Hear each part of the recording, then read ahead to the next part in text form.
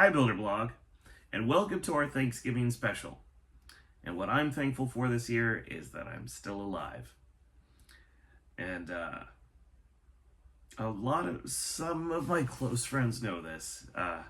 This is Diana's least favorite day, but there was a day I almost died.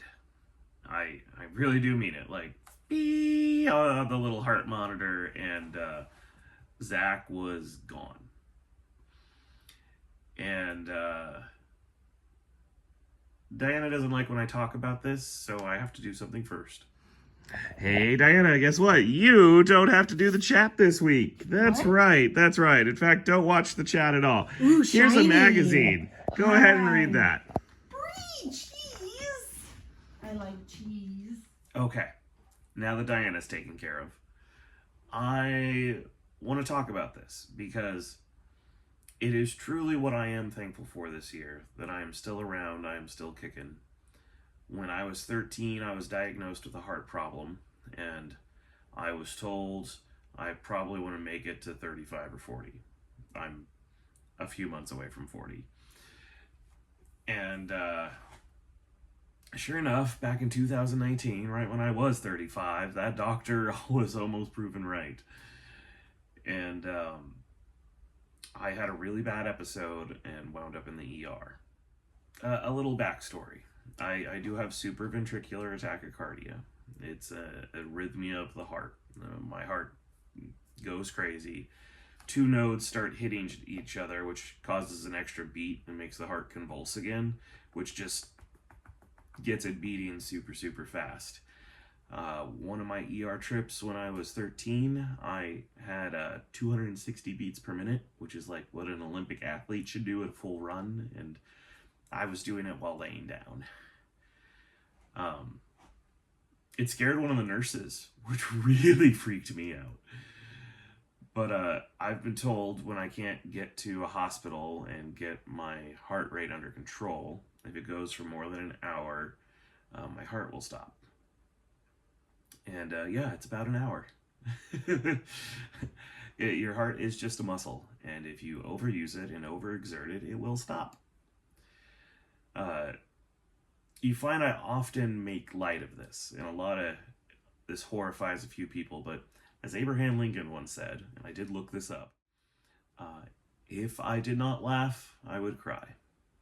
And so I try to always have a rather dark sense of humor about this. So I had been really sick for about a month, doing kids' parties constantly. They're usually sick and they get you sick. It's one of the joys of children. But this particular flu season got really bad for me. And Diana and my mother-in-law insisted I go see a doctor. Now, I'm not a big fan of doctors. Often when the general practitioner prescribes something to me, it screws with my heart and just causes more visits. And I knew the truth was I just needed to take some time off and relax, but I was unwilling to do that because I was running my own business. And but I think it was turning into pneumonia, and I went to go see the doctor. And I wanted to get a Z-Pack, but the doctor insisted I try this new thing he had. And he's like, yeah, it'll fix you right up, and wrote me a prescription. I was looking down at it, I stared at it, and it said it was a steroid. And I turned to the doctor and I said, hey, my cardiologist says I'm not supposed to have steroids. And he looks at me with such confidence and goes, I give this to people with your heart condition all the time. And I was like, well, he's the doctor. He's in the lab coat. He's got the degree. I asked the question. I asked the doctor, is this okay? And he said it was. So I took the general practitioner's advice over the specialist. And there's a few people who are probably putting in a comment in the chat right now. This is where Zach screwed up. Yeah. So I did take the steroid. I was starting to feel better. But the very next day, I was in the shop working on robots, and I get a heart episode, and my heart just starts racing. And there's normally a few things I could do to stop this. Ironically, standing on my head changes the blood flow. I usually do this by just sitting upside down in a chair. If that doesn't work, blowing on your thumb. I've had people ask if I'm sucking my thumb, but it's causing a compression and bearing down. It can help slow the heart rhythm. And the last one is an ice bath. That one you can do at home, but it's a little hard to do when you're out and about. And I was at the shop, so I couldn't really do that one. I did my first two maneuvers. I did them for about 30 minutes, but my heart just wasn't stopping. And most attacks I have, I can stop within the first 30 minutes.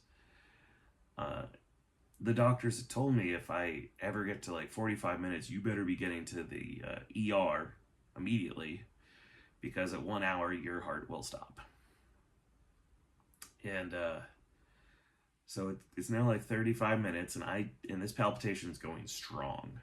It's up there. And my chest is starting to really hurt. So I was at the shop alone. I started calling people, but no one was going to be able to get to the shop in time. And I made the decision, since it was now 40 minutes in, and I had 20 minutes before my heart stops, and the hospital was 10 minutes away.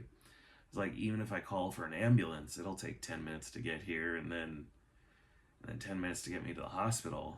And I made the decision to drive myself to the hospital. This is also where people are in the comments. This is the second point where you messed up. The ambulance would have had the paddles to save me. I get in the car, I drive to the ER, and I go in, and I tell the lady at the reception, I've been having a heart palpitation for 50 minutes now. My doctor told me my heart would stop at an hour. And she's like, Kaiser card! I'm like, okay, here's my Kaiser card, here's my insurance, please help me. Take a seat. I'm like, madam, I'm going to die soon. She's like, we need to get you logged in. And I always like pictured this moment in my life, in my head, when this happened, and I pictured some urgency. And I was surprised. I was expressing to her, like, I'm not going to make it much longer. And I was amazed how callous she was to that. But I continue to impress upon her, like, I need someone now. I need help now. And she finally acquiesced, or she finally, I don't know if she believes me or just wanted me to go away, but she put me on this table and called in the nurses. And I vividly remember this because by the time I laid down, I felt my heart starting to slow down. And not like a, hey, the palpitation's stopping. Like a, hey, I'm stopping. And the first nurse came in, she started putting the little sticky pads on me so they can put the heart monitor on. And she was talking about, she was murmuring, she was upset. And another nurse came in and expressed surprise to see her. She's like, what are you doing here? I thought you had today off. That Becky was supposed to take my shift today, but she didn't. And this stopped her from putting the pad. She paused. And I remember trying to express and like interrupt, like, I'm dying. But like I didn't have enough breath left to do so. So I just remember like trying to raise my arm, and she like pushes it down and then puts another sticker on. And you know, Becky did that same thing to me.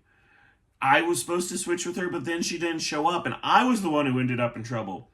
We have to do something. Becky's got and they're just still casually putting the little stickers and wires on me.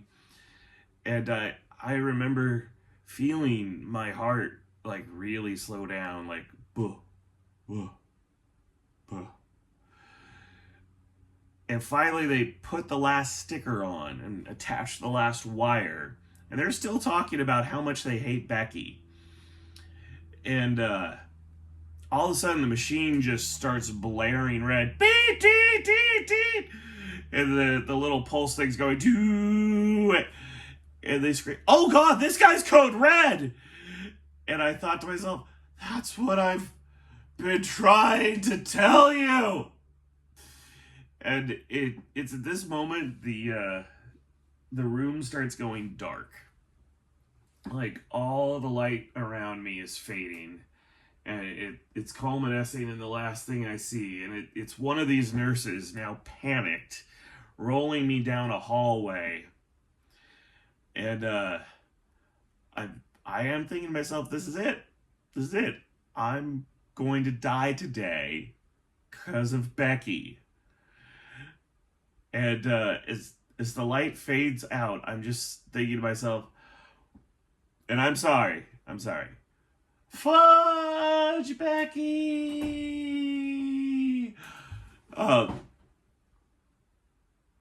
Because if she hadn't caused so much drama, these nurses might have been more focused.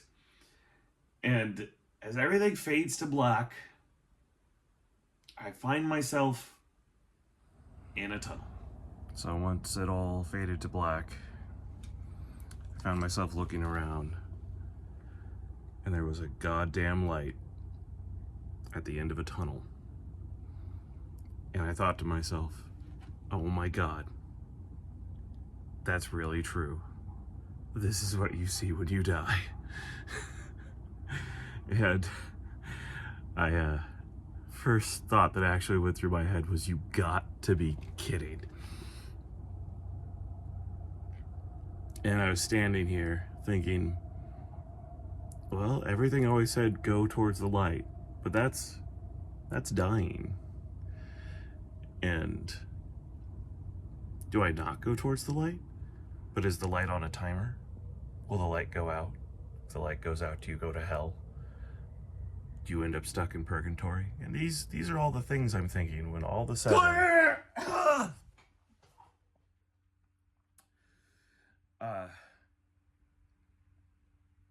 the doctors yell clear, and when they put those paddles to your chest, it feels like a donkey or a horse kicking you in the chest. There were 4 nurses or nurse practitioners or just bystanders holding my arms and legs down. Your body spasms when they do that.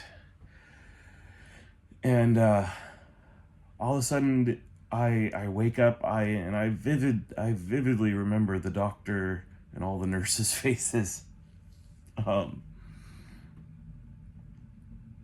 Yeah, it's hard to forget. So, Builded Log, I've expressed a lot of disdain for the doctor who prescribed me the steroid and Becky. I will always remember her name. But I would like to express my gratitude to the doctor and nurses who did save my life that day. And I literally owe them my life. And it is crazy. I would have never been a captain. I would have never beat Tombstone. I would have never won the giant bolt or the giant washer or the bounty medallions. I did all of that after this incident. And when you have your life almost end, you really do reevaluate everything. And what I'd like everyone to do this Thanksgiving is figure out what you're truly grateful for and appreciate it. Appreciate the breath, the life you were given, because you're only given one. And decide what it is you want to do with it and what is really, really important to you. So everyone, that's my tale. Please learn from it. Remember, specialist always trumps general practitioner. And live your life. Live a life you will look back on and think, yeah, that's what I wanted to do with it. So everybody, happy Thanksgiving. Go hug your family. And I'll see you next week. I promise I'll finish the tread robot.